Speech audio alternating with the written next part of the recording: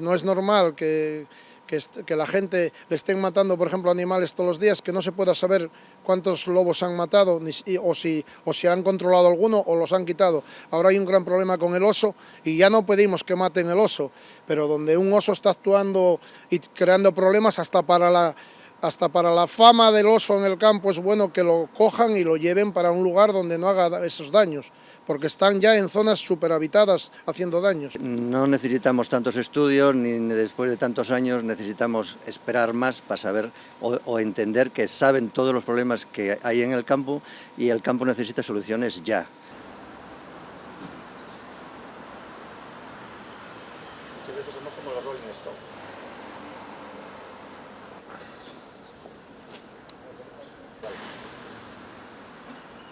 ¿Qué historia pasa? Pégate ahí. Y ahora mirar para... Bueno.